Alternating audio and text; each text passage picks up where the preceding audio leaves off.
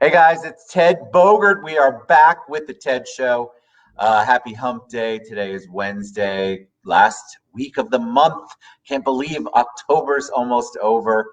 So I'm super excited to have our musical talented guest, Jeni Schapire, is on the show. Welcome, Jeni. Hi, thank you for having me. I'm so excited. I love when musical guests come on. I love to hear the stories. I want to know if you performed with a hairbrush, all that good stuff. So we're going to get into that. And I love the topic, goodness, just be yourself. That's an awesome topic. I think more of us need to adhere to that. But let's get to know you. My audience wants to know all about Jeni and kind of learn your origin story. Sure. So I grew up in New Jersey, in Me Princeton. too. What Princeton? hmm Where are you from? I'm from Bergen County, north Okay, of. I used to live in Maplewood. Yeah, beautiful. Yeah, Absolutely I beautiful. lived in Maplewood until I was 7, and then we moved for my dad's job.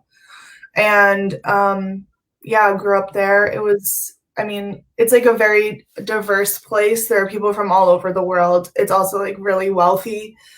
And like school was really high pressure being there. But I started out playing piano when I was like 5, maybe. And I remember my cousin came over. We had just like inherited this piano from my grandparents. They had moved and given it to us. And my cousin was like, "Can you play something spooky for Halloween?" And I hadn't taken any lessons yet. I was just like, okay. That was like the first memorable time of like feeling like, okay, someone wants me to perform, and then I can like deliver this to them, and it'll bring them You joy. were hooked. You were hooked I then, was hooked. right? It's addictive for So sure. before we went live, we talked about, did you sing with the hairbrush? Did you have like I feel like so many kids grew up performing for their parents. Um, you've taken it though to the next level. Like most of us sing in the shower, maybe karaoke. Yeah, But you've decided this is your passion and you want to follow your yeah, dreams. yeah, yeah. I So started. Sorry.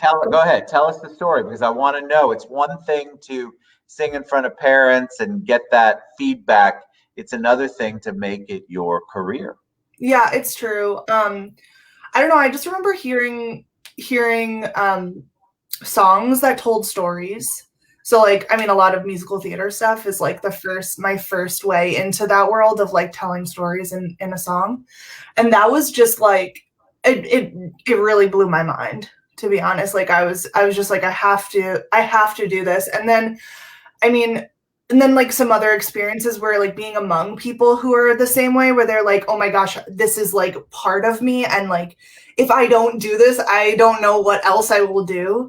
And that was when I was like, okay, this is real. This is You not, felt the passion. The passion was real. It wasn't fleeting.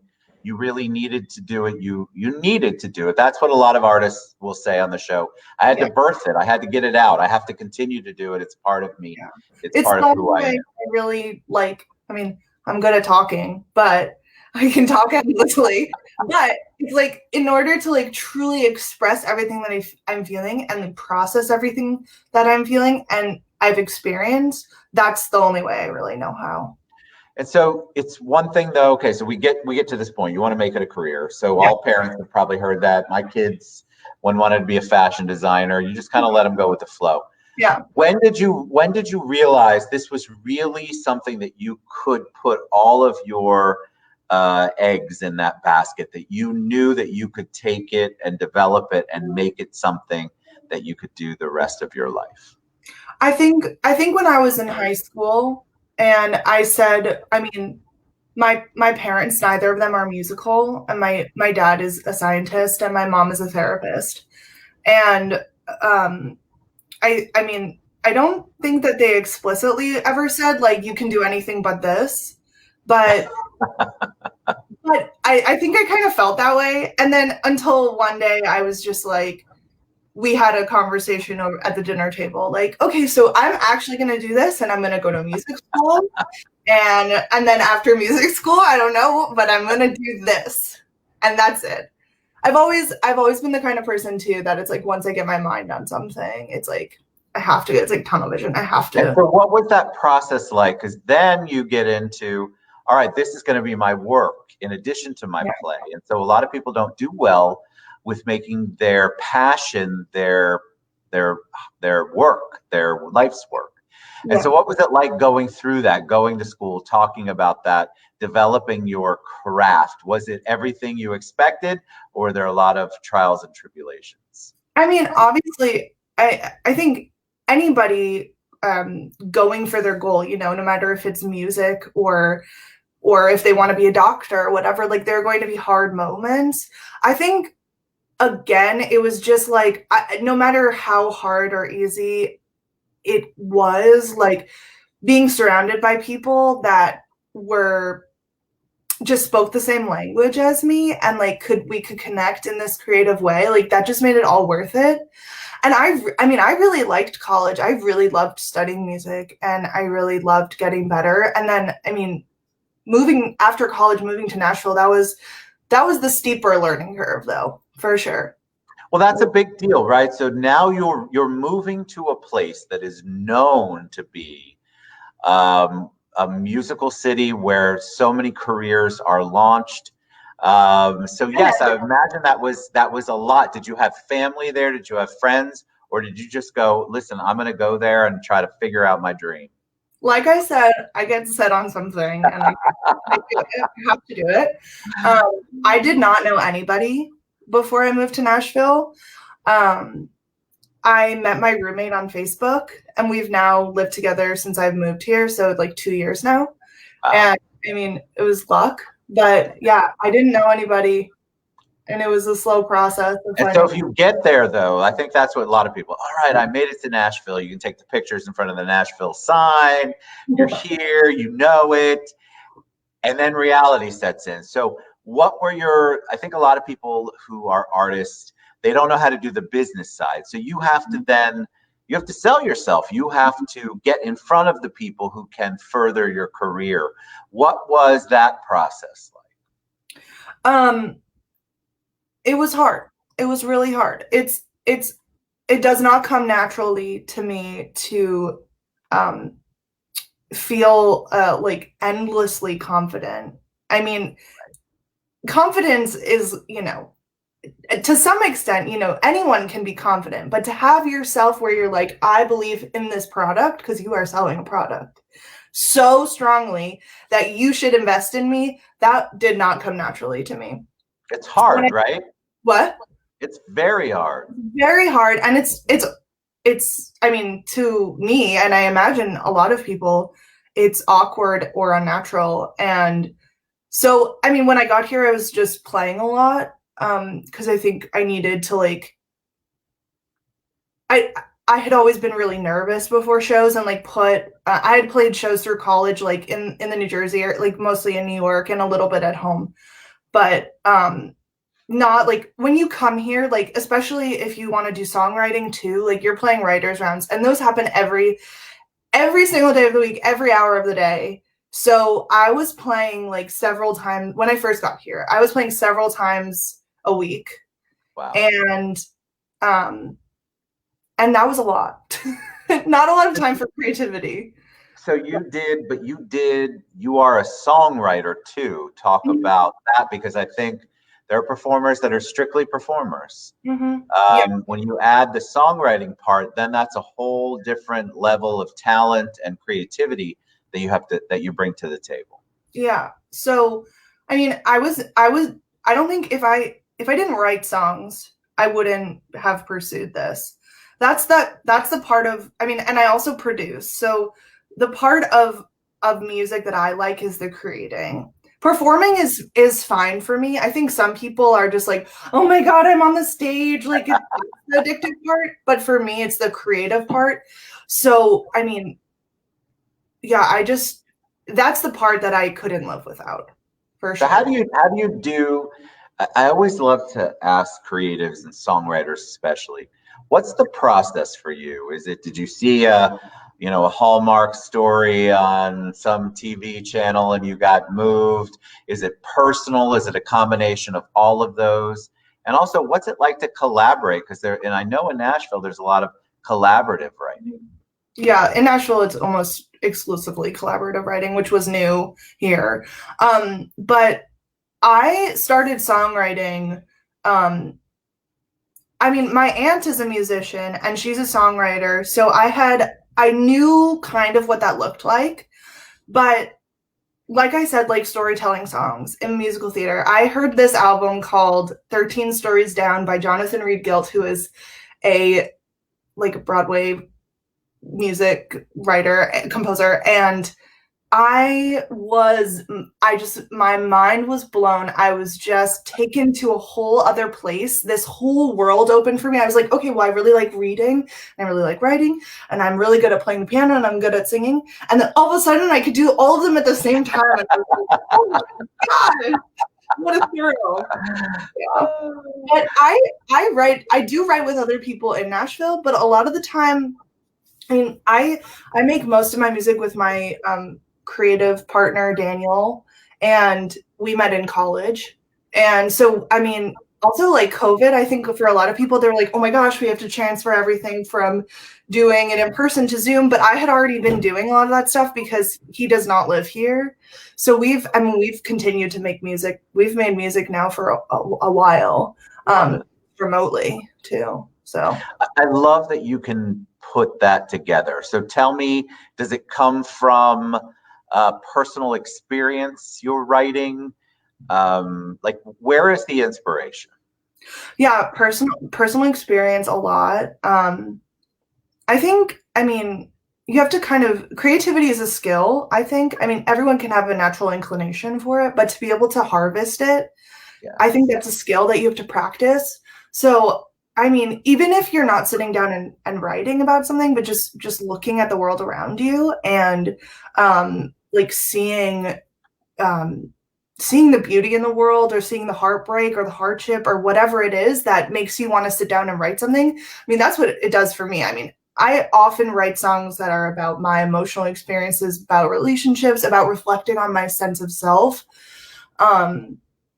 A lot of the songs that especially the two that I just released, are in particular very reflective about who I am, who I want to be, the choices that I've made, who I've let love me, and who I've loved, and things like that, which I think everyone feels to some extent. You know, everyone. Universal.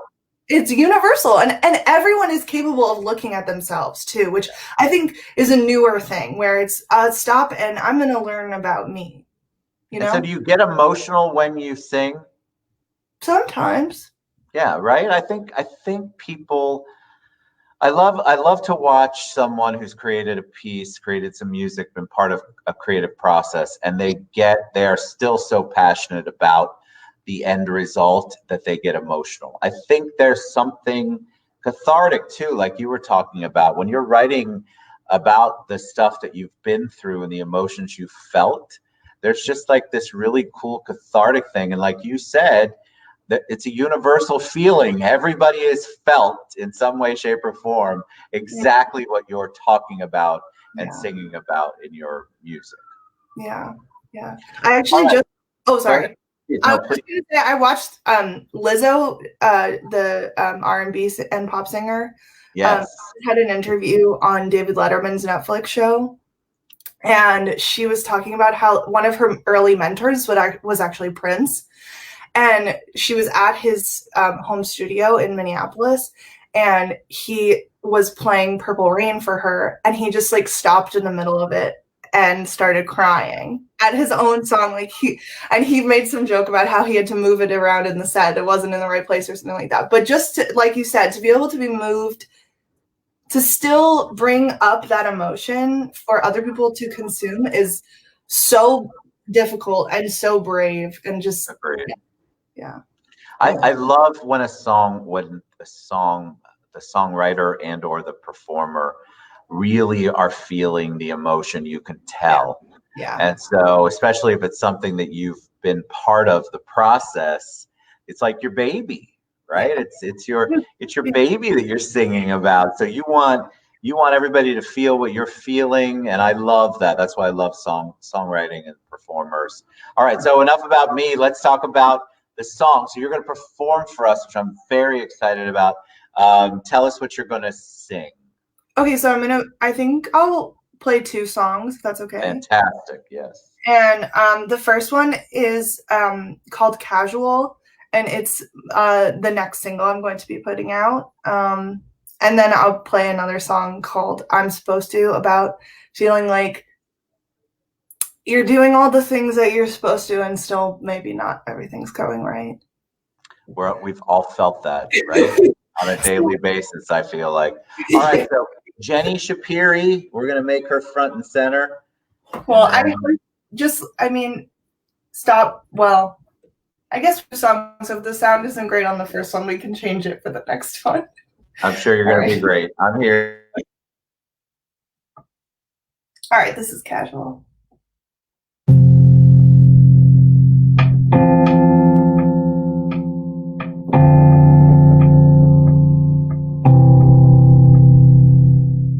I look across the table, 'cause I know it's not allowed.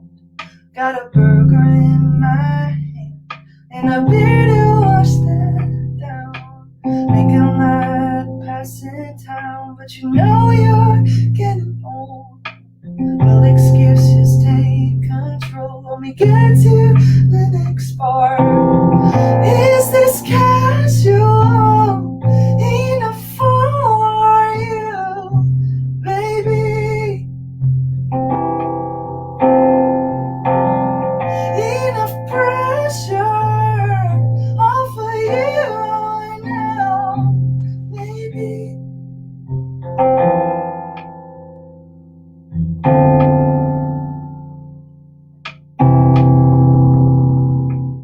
Taking mezcal in a paper cup, and you say you can't imagine having any other drink, but I know that you don't mean it. When you feel small, it's not enough. You're dragging me along, going through the motions that we thought we had to learn. Is this casual enough for you, baby? Enough pressure off of you now, maybe. You still give me how you want me, and show me to the door. Tell me, is this casual enough for you?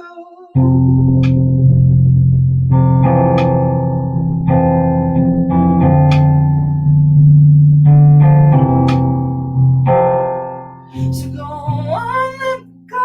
I'm not the one you want. You keep needing more when I've got nothing left. I've got nothing left.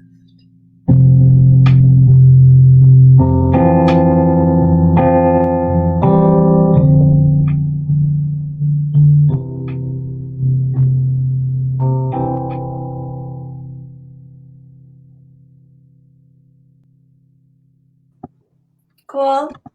Okay, that was beautiful. So one of the reasons I don't put myself on is because I get super involved in the songs. So I close my eyes, just so pure. Your voice Thank is you. beautiful, absolutely beautiful. I love songs that are you could feel the emotion and they're raw. That felt raw. It was really, really, really good. Is this did you actually say one of the words? I try to pay attention to the words. Is this casual enough for you? Is that sort of the thought process? I think it's a beautiful song. Beautiful. Absolutely beautiful. All right. So, we always want 2 songs. So if you've got a second one, I'm loving every second of it. So set us up. Okay, this is I'm supposed to. I'm supposed to. I'm supposed to.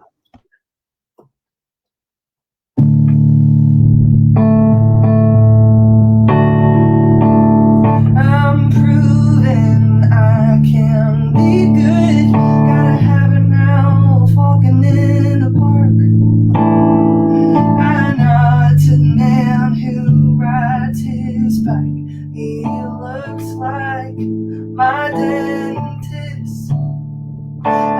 pretend not to see the Powerball tickets. At least 100 exposed, strewn in vexation, a touch of embarrassment.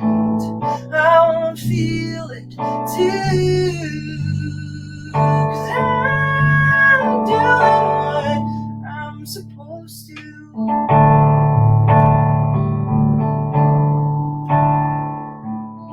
I startle at a sycamore branch, bark peeled back, like a fleshy forearm, delicate and detached. And when you say you can't love me, I don't cry, I listen merely to you. What's the reasons why? I guess I'm just a brown noser till the very end. 'Cause I'm doing what I'm supposed to. I'm gonna forget how it feels to know you. I'm doing what I'm supposed to.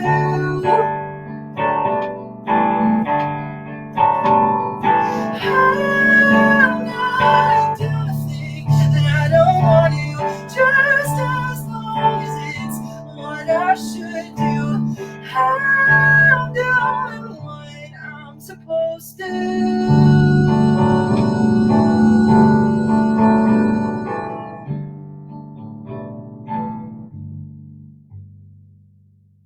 I'm proving I can be good.